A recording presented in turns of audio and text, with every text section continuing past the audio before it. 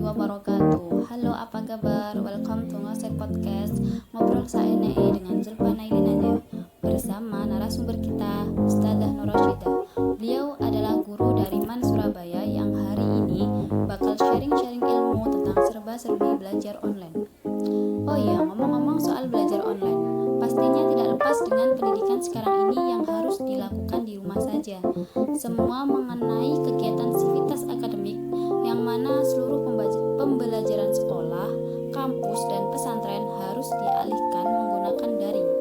Langsung saja kita akan bertanya kepada Ustazah. Membahas tentang serba-serbi sekolah online di masa pandemi COVID-19. Sesuai dengan instruksi pemerintah bahwa pembelajaran dialihkan ke sekolah online yang dilakukan secara daring. Lalu bagaimana menurut Ustazah Rashidah tentang pembelajaran online itu sendiri, dan bagaimana sekolah menjalankan instruksi yang telah ditetapkan oleh pemerintah ini secara efektif? Silahkan bisa langsung dijawab. Terima kasih. Assalamualaikum warahmatullahi wabarakatuh. Waalaikumsalam warahmatullahi wabarakatuh.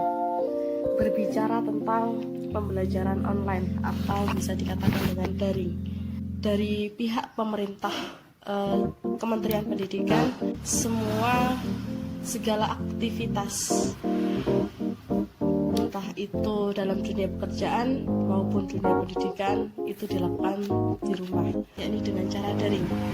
Hal ini menjadi solusi yang sangat signifikan dalam proses pembelajaran secara daring. Membutuhkan seorang pendidik atau guru yang aktif, dalam artian tidak hanya seorang pendidik itu memberikan tugas-tugas saja, akan tetapi juga lalu memberikan arahan dan semangat untuk para siswa-siswinya dari sekolah, memberikan buku pegangan bagaimana caranya mereka mendapatkan.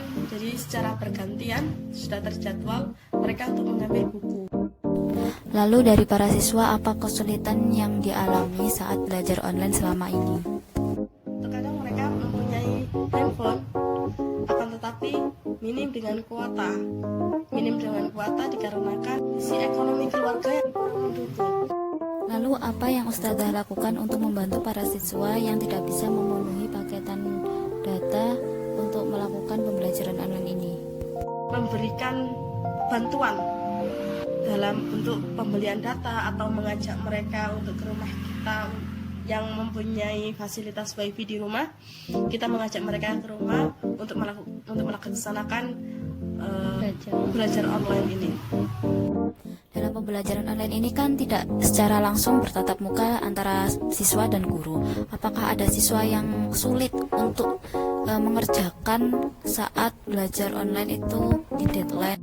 Mereka menganggap ini tugas sepele aja, nanti aja dikerjakan. Padahal di belakang mereka juga mempunyai tugas-tugas yang lain, tidak hanya 1-2 mata pelajaran, akan tetapi banyak mata pelajaran, seluruh mata pelajaran yang memberatkan siswa dalam penugasan.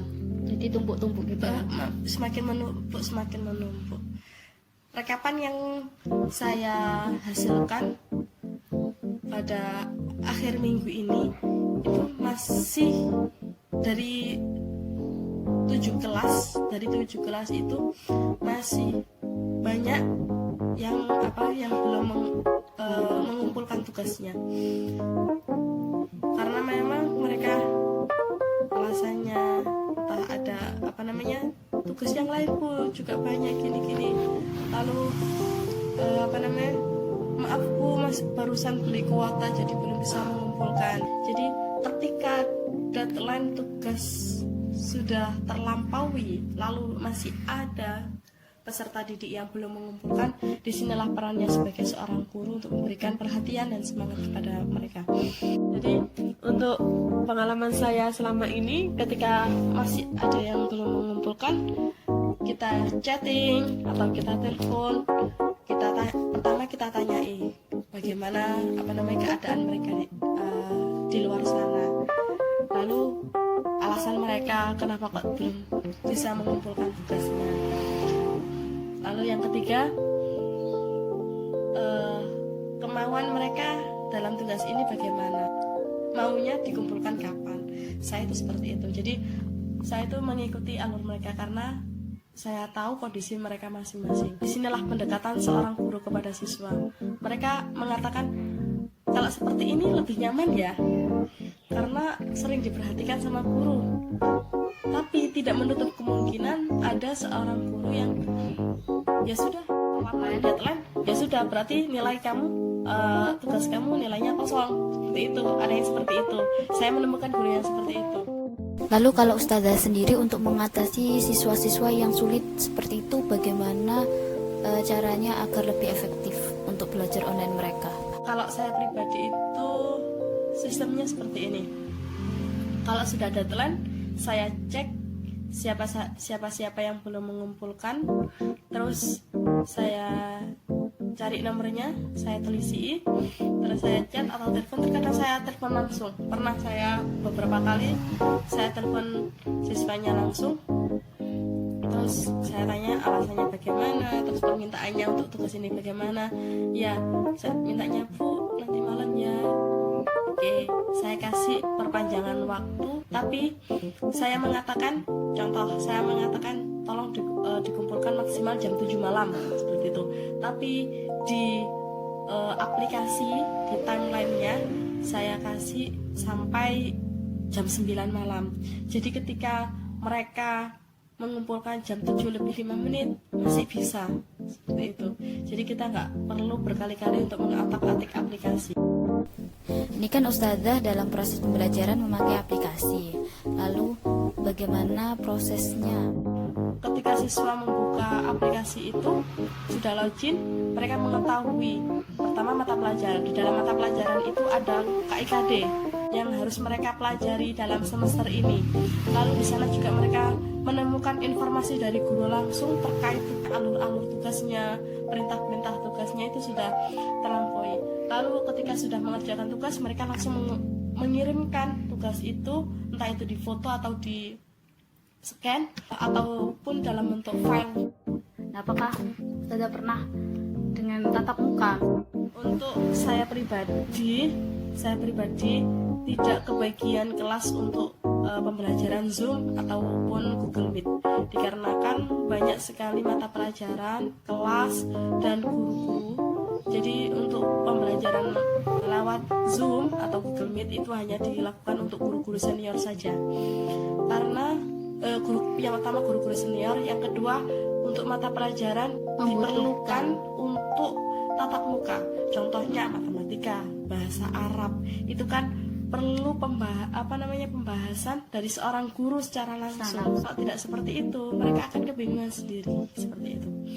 Jadi untuk saya pribadi dan guru-guru lain yang guru-guru muda ataupun mata pelajaran yang sekiranya tidak membutuhkan penjelasan yang cukup jelas dalam tatap muka, itu cukup dengan e-learning saja.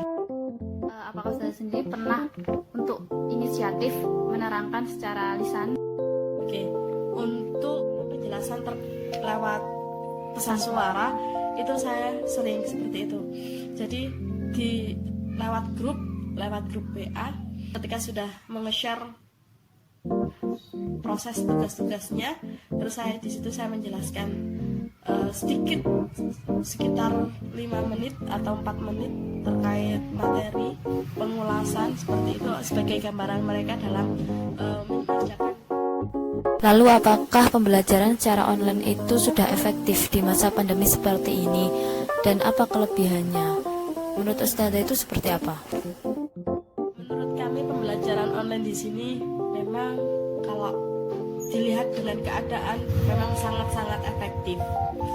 Di samping itu sangat memudahkan guru untuk perekapan tugas mereka untuk penilaian. Dikarenakan apa? Secara langsung ketika tugas sudah terkumpulkan akan sudah terekap sendirinya. Jadi kita tinggal melihat, mengoreksi dan memberikan nilai, dan memberikan nilai itu pada saat itu juga bisa langsung. Jadi langsung tersimpan datanya. Jadi secepat itu kita dalam pengolahan ya, datanya pengolahan data lebih mudah ya. efektif, lebih mudah. Itu salah satu kelebihan dari pembelajaran online yang kita lakukan. Dan di samping itu kita juga memberikan pembelajaran kepada mereka.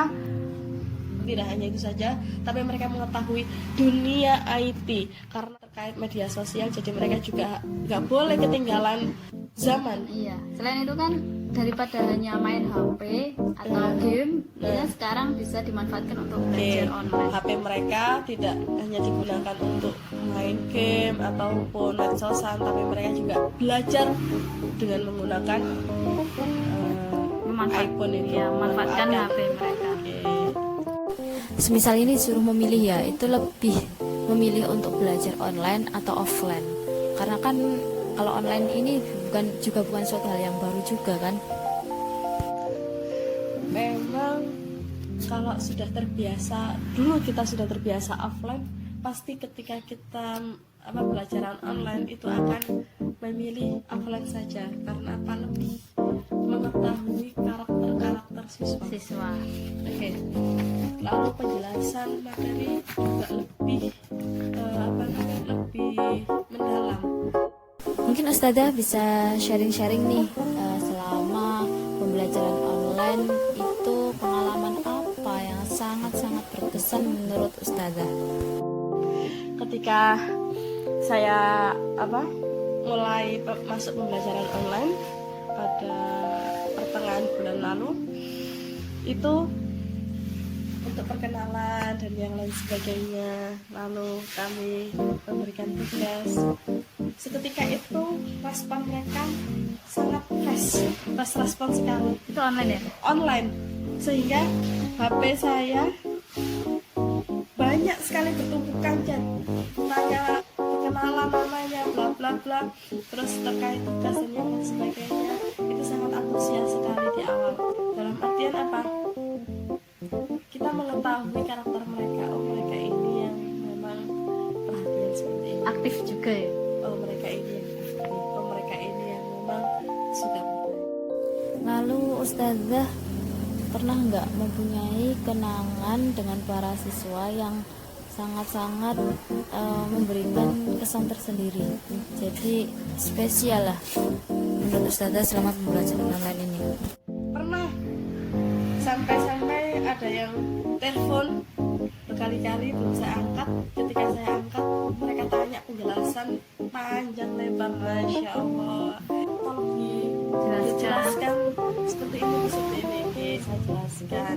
Saya welcome sama anak-anak karena saya mengetahui kondisi mereka. Mereka itu sedikit tidak akan kekurangan pemahaman terkait materi itu karena hanya dengan membaca buku, dan itu pun beberapa buku itu ada yang buku PDF, jadi kan harus kadang browsing juga. Referensi mereka itu bebas, jadi mereka beli telepon aja, telepon gurunya sampai oh wow excited.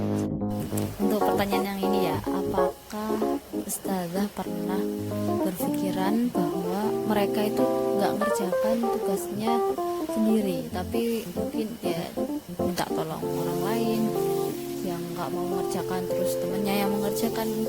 Saya juga berpikiran seperti itu, tapi kan nanti bisa kita lihat ketika pandemi ini sudah berakhir, terus kita sudah diperbolehkan untuk pembelajaran secara tatap muka. Ya, Kita nanti sudah pembelajaran offline normal kembali, itu kita mengevaluasi, refresh materi-materi sebelumnya. Kalau memang mereka benar-benar mereka paham dan itu mengerjakan sendiri, akan terlihat mana anak yang memang mengerjakan sendiri, mana memang dikerjakan oleh orang lain ataupun dibantu dengan orang lain, akan terlihat dengan metode kita untuk merefresh. Benar sekali apa yang dikatakan Ustazah, kalau kita butuh untuk merefresh pembelajaran online itu ketika sudah kembali ke sekolah offline. Baik, karena kita sudah berada di segmen terakhir, mungkin Ustazah mempunyai pesan ataupun harapan untuk para sivitas akademik dan para guru ataupun mungkin untuk siswa-siswa agar di pembelajaran online seperti ini, di masa pandemi seperti ini, bisa lebih semangat untuk seluruh sivitas akademi, entah itu dari pihak pendidik atau peserta didik ataupun dalam tingkatan yang atas, Menteri Pendidikan, tetap semangat untuk kita dalam talabul ilmi ataupun memberikan pengajaran kepada anak-anak, karena memang ini merupakan salah satu jihad terbesar kita, karena kita diuji jihadnya untuk lebih sabar, lebih teliti, dan lebih konsisten. Lalu harapannya, di samping pembelajaran online ini, harapan kami tidak mengurangi tujuan kita dalam menyampaikan ilmu. Apa harapan kami? Mereka tetap memahami terkait materi-materi pembelajaran, lalu mereka taat kepada aturan yang telah dibuat oleh guru ataupun sekolah, lalu mereka tetap menjaga kesehatan mereka selama pandemi ini, sehingga kita bisa melewati si COVID-19 ini dengan sehat sampai penyakit ini hilang, dan sehingga kita bisa melakukan kegiatan dengan tatap muka seperti sedia kala. semoga segera kita bisa tatap muka, kita tahu bagaimana kondisi siswa sendiri, Kita bisa ketemu belajar dengan guru-guru yang lain. Pesan dari Ustazah untuk para orang tua yang mendampingi mereka selama belajar di rumah. Pesan untuk para orang tua, para wali murid, saya mohon kerjasamanya dalam pembelajaran online ini untuk menstabilkan semangat anak-anak dalam belajar. Dengan cara apa? Dengan cara memberikan perhatian yang lebih, memfasilitasi anak semampunya dari orang tua untuk memberikan fasilitas yang terbaik untuk anak-anaknya dalam proses pembelajaran, dalam proses mencari ilmunya. Kita berharap anak-anak kita kelak menjadi orang-orang yang sukses, orang-orang yang paham tentang ilmu, orang-orang yang sukses berguna untuk masyarakat, keluarga, agama, dan negara. Itu saja. Tetap sabar. Saya juga pesan, mungkin banyak sekali para orang tua yang mempunyai pekerjaan di luar rumah, sempatkan luangkan sedikit waktu untuk anak. Minimal kita bertanya tentang aktivitas mereka pada hari ini, bagaimana belajar mereka, bagaimana tugas mereka, minimal itu.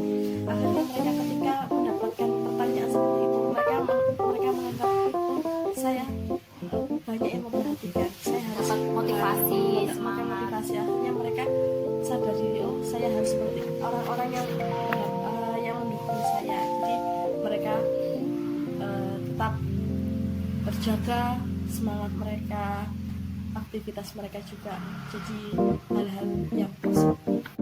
Oke, baiklah, itu tadi sekilas penjelasan yang telah dipaparkan oleh Ustazah Roshidah. Sungguh detail sekali ya, rinci sekali. Semua pertanyaan sudah dijawab tuntas.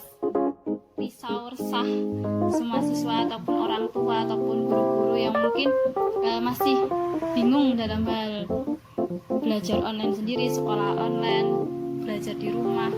Itu pasti sangat-sangat ya mungkin melelahkan ataupun membosankan, tapi kita ambil positifnya saja, kita ambil hikmahnya saja, bahwa ujian ini semua pasti ada nilai yang lebih besar dan bermanfaat untuk kedepannya.